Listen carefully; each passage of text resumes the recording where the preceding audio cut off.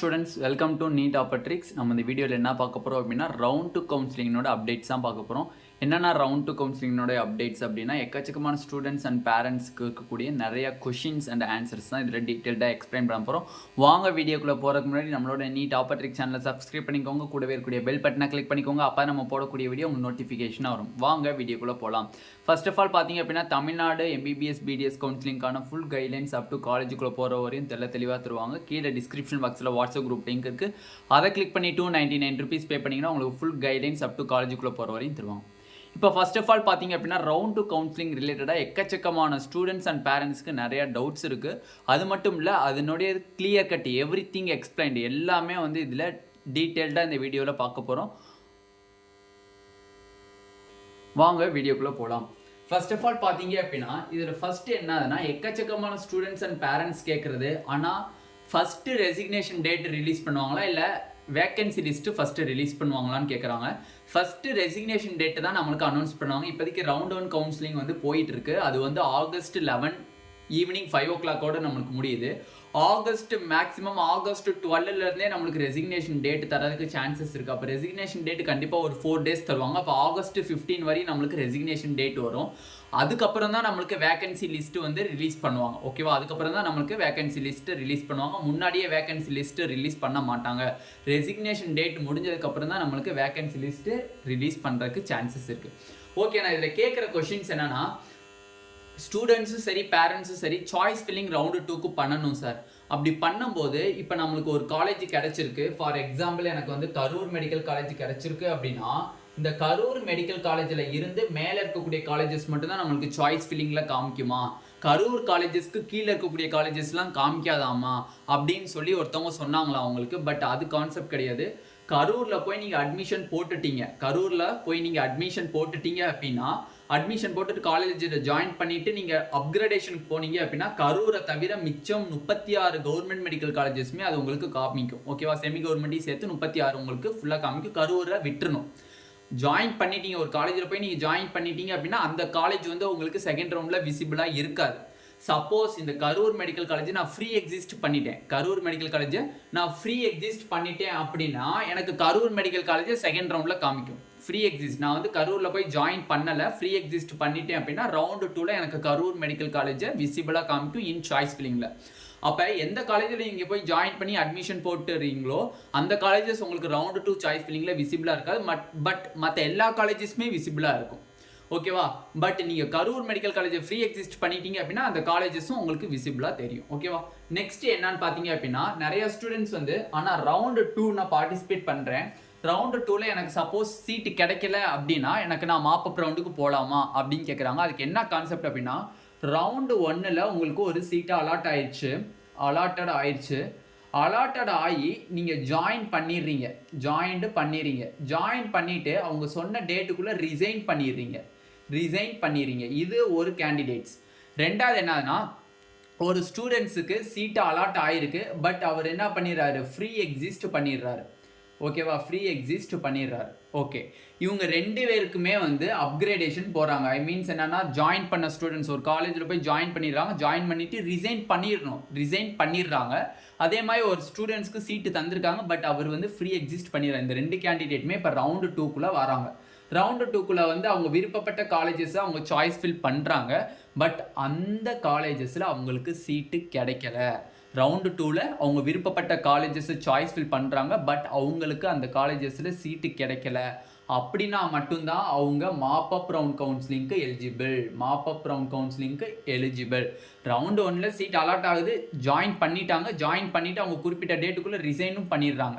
இல்லை அலாட் ஆகிருக்கு, free exist ஆகிட்டு ரவுண்டு 2க்கு வராங்க. ரவுண்டு 2ல் வந்து அவங்க சாய்ஸ் ஃபில் பண்ணுறாங்க விருப்பப்பட்ட காலேஜஸை, பட் ரவுண்டு 2ல் அவங்களுக்கு எந்த ஒரு சீட்டுமே அலாட் ஆகலை அப்படிங்கிறவங்க தான் மாப்பப் ரவுண்ட் கவுன்சிலிங்க்கு எலிஜிபிள்.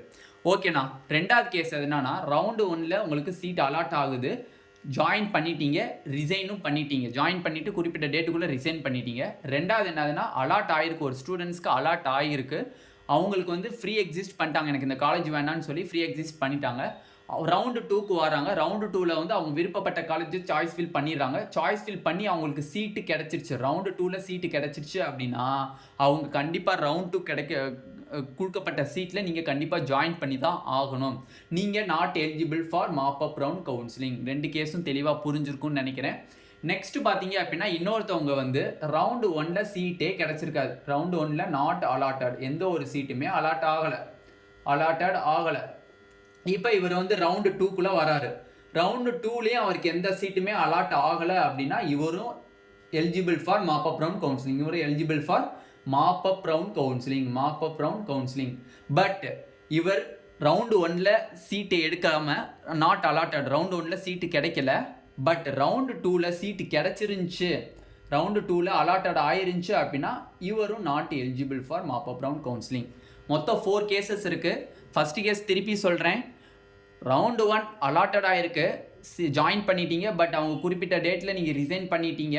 இது ஒரு கான்செப்ட். ரெண்டாவது கான்செப்ட், ரவுண்டு 1ல் உங்களுக்கு அலாட் ஆகிருக்கு பட் ஃப்ரீ எக்ஸிஸ்ட் ஆகிட்டீங்க. இவங்க 2 பேருமே வந்து ரவுண்டு 2ல் பார்ட்டிசிபேட் பண்ணுறாங்க. பார்ட்டிசிபேட் பண்ணி எந்த ஒரு சீட்டுமே ரவுண்டு 2லையும் எடுக்காத பட்சத்தில் நீங்கள் மாப் அப் ரவுண்டுக்கு எலிஜிபிள். சப்போஸ் ரவுண்டு 2ல் இந்த 2 கேண்டிடேட்ஸுமே ரவுண்டு 2ல் பார்ட்டிசிபேட் பண்ணி ஏதாச்சும் ஒரு சீட்டை எடுத்துட்டாங்க அப்படின்னா not eligible for mop up round counselling.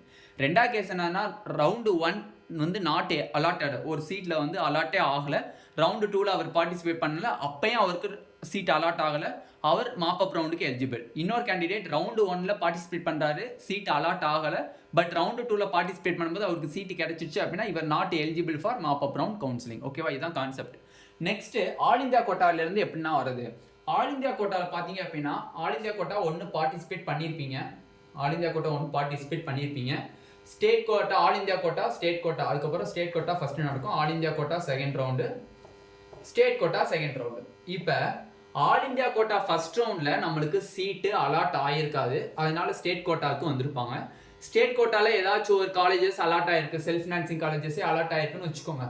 Okay, இப்போ இவர் என்ன பண்ணுறாங்க, ஆல் இந்தியா கோட்டாவில் நம்மளுக்கு கவர்மெண்ட் காலேஜஸ் கிடைக்குமா அப்படின்னு. ஓகேவா, எக்ஸாம்பிளுக்கு தான் சொல்கிறேன். ஆல் இந்தியா கோட்டா ரவுண்டு 2ல் நம்ம பார்ட்டிசிபேட் பண்ணுவோம். சப்போஸ் நம்ம லக்குக்கு கிடைச்சிருச்சு அப்படின்னா இப்போ நான் ஸ்டேட் கோட்டா செகண்ட் ரவுண்டுக்கு வர முடியுமா? ஸ்டேட் கோட்டா ரவுண்டு 1ல் பார்ட்டிசிபேட் பண்ணீங்க, செல்ஃப் ஃபினான்சிங் காலேஜஸ் உங்களுக்கு கிடைச்சிருச்சு. இப்போ நீங்கள் ஆல் இந்தியா கோட்டா ரவுண்ட் 2ல் கவர்மெண்ட் காலேஜஸ்காண்டி பார்ட்டிசிபேட் பண்ணிட்டீங்க. பட் ஆல் ஓவர் இந்தியாவில் எங்கேயாச்சும் உங்களுக்கு ஒரு காலேஜ் கிடைச்சிருது, ஏதோ ஒரு ஸ்டேட்டில் ஏதோ ஒரு டிஸ்ட்ரிக்டில் உங்களுக்கு சீட்டு கிடைச்சிருச்சு அப்படின்னா நீங்கள் ஸ்டேட் கோட்டா ரவுண்டு 2க்குள்ளே வர முடியாது. ஆல் இந்தியா கோட்டாவில் ரவுண்டு 2ல் உங்களுக்கு சீட்டு கிடைச்சிருச்சு. ஆல் இந்தியா கோட்டா ரவுண்ட் 2ல் உங்களுக்கு சீட்டு கிடைச்சிருச்சு அப்படின்னா ஸ்டேட் கோட்டா ரவுண்ட் 2ல் நீங்கள் நாட் எலிஜிபிள். ஓகேவா, அதே மாதிரி ஆல் இந்தியா கோட்டா ரவுண்டு 2ல் எனக்கு சீட்டு கிடைக்கல, அப்போ நான் ஸ்டேட் கோட்டா ரவுண்டு 2ல் பார்ட்டிசிபேட் பண்ணலாமா? நான் டெஃபினெட்லி பார்ட்டிசிபேட் பண்ணலாம். ஓகேவா, but all India quota round 1 and state quota round 1 உங்களுக்கு ஃப்ரீ எக்ஸிஸ்ட் ரவுண்டு, அதில் எந்த பிரச்சனையும் வராது.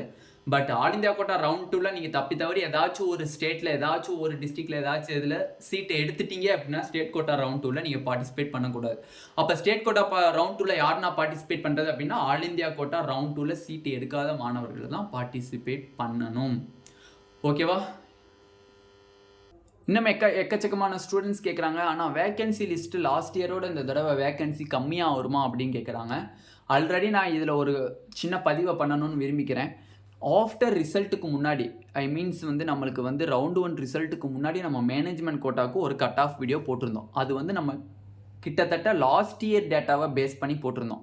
பட் இந்த தடவை உங்களுக்கே தெரியும் மேனேஜ்மெண்ட் கோட்டாவில் எவ்வளோ கட் ஆஃப் எகிரி இருக்குது அப்படிங்கிறது தெரியும். அதனால தான் இந்த தடவை இதுலேருந்து இவ்வளோ மார்க்ஸ் டிக்ரீஸ் ஆகும்னு போட்டிருந்தேன். அதுக்கு நிறையா கமெண்ட்ஸ் வந்து ராங் கமெண்ட்ஸ்லாம் எனக்கு நிறையா வந்துச்சு, அதை பற்றி நான் ஒரி பண்ணல. இருந்தாலும் லாஸ்ட் இயர் வேக்கன்சியோட இந்த தடவை வேக்கன்சி கம்மியாக தான் வரும். லாஸ்ட் இயர் 440 சம்திங் மேனேஜ்மெண்ட்டுக்கு வந்திருக்கு, அதே மாதிரி ஸ்டேட் கோட்டாலையும் ஓரளவுக்கு வந்திருக்கு. பட் அதோட வேக்கன்சி இந்த தடவை கம்மியாகிறதுக்கு தான் சான்சஸ் இருக்குது. ஓகேவா, ஓகே, இதில் ரவுண்டு 2 கவுன்சிலிங் கூடிய டீட்டெயில்டு இன்ஃபர்மேஷன்ஸ் பார்த்தாச்சு. இதில் தான் மேக்ஸிமம் ஸ்டூடெண்ட்ஸ் அண்ட் பேரண்ட்ஸ்க்கு எக்கச்சக்கமான டவுட்ஸ் இருந்துச்சு. வாட்ஸ்அப்லேயும் சரி, கமெண்ட் செக்ஷன்லையும் சரி, இதுதான் நிறையா பேர் கேட்டுட்டு இருந்தீங்க. இப்போ அதை கிளாரிஃபை பண்ணியாச்சு. இந்த வீடியோ உங்களுக்கு பிடிச்சிருந்துச்சு அப்படின்னா நம்மளோட நீட் ஆப்பர்ட்ரிக் சேனலை சப்ஸ்கிரைப் பண்ணிக்கோங்க, கூடவே இருக்கக்கூடிய பெல் பட்டனை கிளிக் பண்ணிக்கோங்க. அப்போ நம்ம போடக்கூடிய வீடியோ உங்களுக்கு நோட்டிஃபிகேஷன் ஆகும். உங்கள் ஃப்ரெண்ட்ஸ் எல்லாத்துக்குமே ஷேர் பண்ணிக்கோங்க. ஏன்னா வந்து இந்த கவுன்சிலிங்கில் இந்த ரவுண்டு 2 ரவுண்டு மாறுறது தான் வந்து நிறைய பேரண்ட்ஸ் அண்ட் ஸ்டூடெண்ட்ஸ்க்கு டவுட்டாக இருக்குது. அவங்களுக்கும் ஷேர் பண்ணிங்கன்னா அவங்களுக்கும் கொஞ்சம் ஹெல்ப்ஃபுல்லாக இருக்கும். Thank you students.